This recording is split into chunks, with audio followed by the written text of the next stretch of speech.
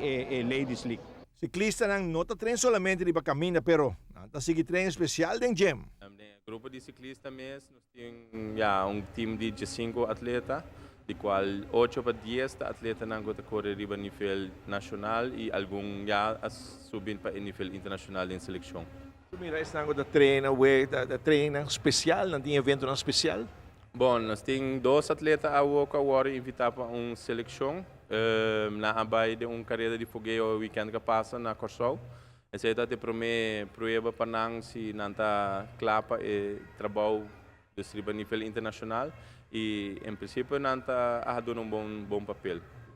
Cada viaco não vai um evento assim, depois que é para não surpassar, é parte aí do tempo que nadal, ou tem coisa que você diz, bota cool down, não pode vai coisa. Já, mas tem um fator, não? So, na tua competência também é coisa, tem diferentes características de cada competência e já, não pode em seguinte competência é mais certa melhor em tempo, mas pode se tem resultados, se tem atleta não gosta de mesmo nível, então você comparar com resultado com outro, se vai mais adiante que o outro. Tem competência na de distância larga, pero tem time trial também. Cada um tem uma preparação diferente? Sim, time trial é algo um pouco mais específico. É uma disciplina de ciclismo que exige stamina, rendimento. É uma carreira boa contra elemento na uma carreira definida e para tempo. Então, em princípio, time trial é nós temos test of truth.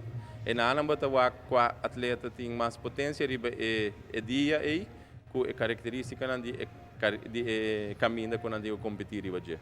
A distância larga, guarda outro menos do visa, não? Sim, dá tem mais fator não com a tática de competência, se botar bom time que tá corre com outro para de atleta nem gana, então quando tá no serviço sacrificar nang mês, então esforço na individual para outro atleta que eigenlijk está proyectado para Ghana sobre tem certo talento ou certa habilidade não melhor que o outro não.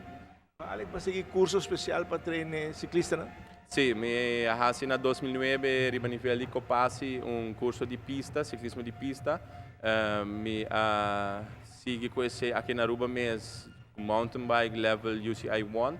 Esse aí também é para meu refreshment e depois ano passado, na 2014, eu tive chance para ir ao UCI World Cycling Center na Argentina, que está eigenlijk algo novo para o continente americano e que Switzerland, o World Cycling Center mês, começa a pôr satellite training center na grande mundo para assim desenvolver o ciclismo a nível internacional.